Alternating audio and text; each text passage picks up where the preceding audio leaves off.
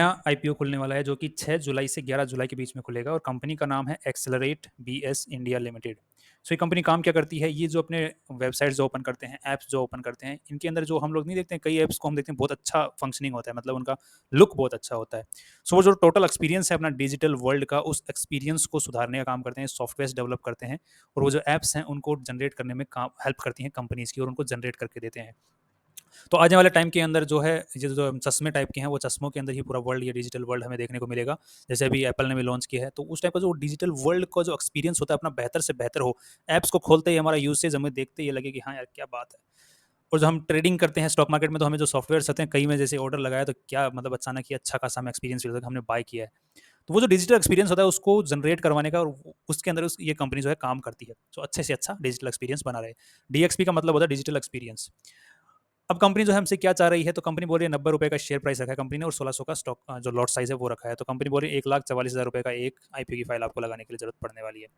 Company का IPO as usual जो हमने डिस्कस किया 6 जुलाई से 11 जुलाई के बीच में खुला हुआ रहेगा और 19 जुलाई को आईपीओ लिस्ट हो जाएगा। कंपनी जो है इस आईपीओ के थ्रू 5.5 करोड़ रुपए के आसपास में उठा रही है, जिसमें से 4 करोड़ तो कंपनी के जो ऑलरेडी शेयर होल्डर्स हैं वो बेच रहे हैं और जो तकरीबन 1.5 करोड़ रुपए हैं वो कंपनी के पास में जाने वाले हैं। तो कंपनी का यहाँ से डेफिनेटली ये अंदाजा तो हो गया, एक तो नेगेटिव पॉइंट कि ये क्यों बेच रहे हैं, दूसरा जो कंपनी है उसको पैसों की जरूरत तो नहीं है, फिर भी आईपीओ लेके आया है कंपनी जो है। एंड जो 2022 के अंदर रजिस्टर हुई है स्टॉक में, यहाँ पर एमसीए की रजिस्टर, मतलब कंपनी जो है रजिस्टर हुई है 2022 के अंदर सितंबर के अंदर में। सो मतलब एक साल भी अभी कंप्लीट हुआ नहीं है, रजिस्टर हुई है, बट ये कंपनी जो है उससे पहले से काम कर रही है विदाउट रजिस्ट्रेशन। अगेन जो मतलब जीएसटी नंबर लेके हम लोग काम कर सकते हैं इंडिया के अंदर, वो कोई इश्यू नहीं है यहाँ पर। अब सेकंड जो बात यहाँ पर करनी है वो ये है कि कंपनी जो है कमाई कितना कर रही है, तो जिसकी वजह से हम ये अप्लाई करने के बारे में सोच सकें कॉम्पिटिटर्स के साथ में कंपेयर करने के बाद में। तो यहाँ पे हम यहाँ पे देख पा रहे हैं कि कंपनी का जो टोटल सेल होता है, तो अब कंपनी का जो सेल होगा वो क्या होगा। ऑफ कोर्स ये बात है कि सर्विसेज सेल कर रही है कंपनी दूसरी कंपनीज को, जो कि उनसे सॉफ्टवेयर यूज करते हैं, सॉफ्टवेयर बनवाते हैं, वेबसाइट बनवाते हैं, ऐप्स बनाते हैं उनको।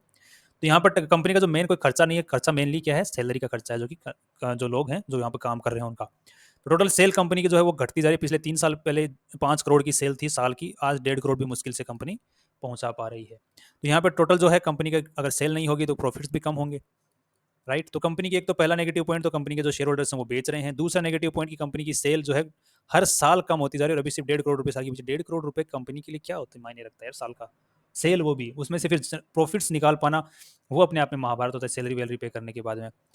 सो ऑफिस का खर्चा नहीं चल पाया 1.5 करोड़ की सेल के अंदर। तो यहाँ पर कंपनी जो बोल के क्या 26 लाख रुपए हम लोग साल का अभी कमा रहे हैं लेटेस्ट रिजल्ट के अकॉर्डिंग। तो 26 लाख का कितना परसेंटेज हो गया इसके हिसाब से।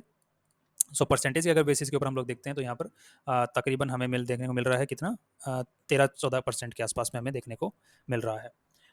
सो ये तो हो गया एबिटा, सॉरी मतलब नेट प्रॉफिट्स 13-14% के आसपास में। टोटल बोरोइंग कंपनी के ऊपर 33 लाख की है। कंपनी के जो कॉम्पिटिटर्स हैं उनके अंदर एक मेन कॉम्पिटिटर जिसको हम बोलते हैं हैप्पीएस्ट माइंड्स टेक्नोलॉजीज नाम से कंपनी, जो कि यही सेम काम करती है। अब कंपनी के पी और पीवी रेशियो को एक बार चेक कर लेते हैं ताकि हमें ये अंदाजा लग पाए कि आज अप्लाई करना सही रहेगा कि बाद में सोचेंगे। तो ऑलरेडी हम दो नेगेटिव पॉइंट डिस्कस कर चुके हैं।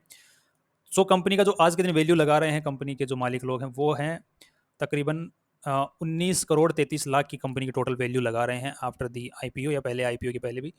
सो 19 करोड़ की आईपीओ की लगा रहे हैं वैल्यू। सो 26 लाख रुपए इसके हिसाब से कंपनी के जो मालिक लोग हैं वो कमा रहे हैं। सो इसको हम 26 लाख से डिवाइड कर देते हैं। तो यहाँ पे कंपनी का जो क्या होता है इसको, सॉरी हमने 2.5 करोड़ कर दिया, सॉरी। ओके, सो 74 का यहाँ पे पी रेशियो आ रहा है और हैप्पीएस्ट माइंड इसका 66 का है, जो कि इन सारी कंपनी जो ये डिजिटल वर्ल्ड एक्सपीरियंस का जो काम कर रही है उनके अंदर हैप्पीएस्ट माइंड सबसे ज़्यादा पॉपुलर कंपनी है, जिसका पी रेशियो जो है 66 का। यहाँ पर ये उससे भी महंगे पी रेशियो के ऊपर काम कर रही है। तो यहाँ पे again negative point. Next company का पीबी रेशियो क्या है, जो कंपनी बोली आज के दिन मेरी नेटवर्थ है वो 2 करोड़ की है, और जो कंपनी बोले मेरी वैल्यू कितनी है तो 19 करोड़ के आसपास में है। तो यहाँ पर जो पीबी रेशियो है वो कितने का आ जाएगा, 10 के आसपास में आ जाएगा। और एपीएस माइंड का जो पीबी रेशियो वो 17 का है। तो यहाँ पर ये एक पॉजिटिव पॉइंट है कंपनी के लिए कि कंपनी अपना जो मल्टीफोल्ड ज़्यादा पैसे नहीं लगा रही है। बट ध्यान रखने वाली बात यह है कि हैप्पीएस्ट माइंड है बहुत पुरानी कंपनी है, तो इसके पास में जो एसेट्स की वैल्यू होगी वो अपने आप में बहुत ज़्यादा है। और ये जो है जो कंपनी है जो कि एक्सेलरेट बीएस है, इसके पास में खुद के एसेट्स की कोई वैल्यू नहीं है। तो यहाँ पर इसका जो आज के दिन पीबी रेशियो 10 का भी है, ये भी ज़्यादा ही है अपने आप में। तो ये अगेन एक नेगेटिव पॉइंट ही है। सो अभी तक हम सारे नेगेटिव पॉइंट देखने को मिल रहे हैं कंपनी के अंदर में। अब यहाँ पर अगली चीज़ जो डिस्कस करते हैं वो करते हैं कि कंपनी की आईपीओ को लेके कौन आ रहा है। तो यहाँ पे जो इसका लीड मैनेजर है वो है शेरनी प्राइवेट लिमिटेड। इनकी जो परफॉर्मेंस रही है, पुराने जितने भी आईपीओ लेके आए हैं उन आईपीओज की परफॉर्मेंस बहुत अच्छी रही है, गजब की रही है। सारे ही आईपीओज अच्छे खासे खुले हैं और लिस्ट होने के बाद में भी अच्छे खासे, कई तो बहुत ही अच्छे खासे चढ़े हैं। सो यहाँ पर मुझे लग रहा है कि इनका ये पहली बार दाव गलत पड़ने वाला है, या फिर पड़ सकता है, चांसेस ज़्यादा है।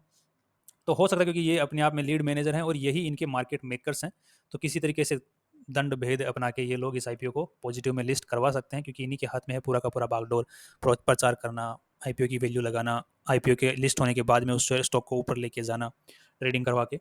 तो ये हो सकता है ले जा सकते हैं ऊपर, ताकि इनकी रेपुटेशन स्टॉक मार्केट में बनी रहे। सो केवल ये एक ही पॉजिटिव पॉइंट है इस आईपीओ के अंदर में। सो अगर आपको जीएमपी जो प्राइस होता है, यहाँ पे हम जीएमपी जो ट्रेंड है, अगर ये जो इसके लीड मैनेजर्स हैं ये जीएमपी को अच्छा खासा मतलब एक ट्रेंड बना पाते हैं स्टॉक के प्रति, तो हम लोग लिस्टिंग गेन देख सकते हैं। बाकी इस आईपीओ के अंदर लिस्टिंग के बाद में बने रहना एक बहुत ही ज़्यादा अपने लिए नेगेटिव पॉइंट हो सकता है। सो लिस्टिंग गेन के लिए अगर यहाँ पर आपको जीएमपी अच्छा खासा पॉजिटिव दिखता है, मोर देन 30% का जीएमपी दिखता है, तो अप्लाई के बारे में सोचिए, अदरवाइज स्ट्रिक्टली अवॉइड करिए। Finally see you tomorrow.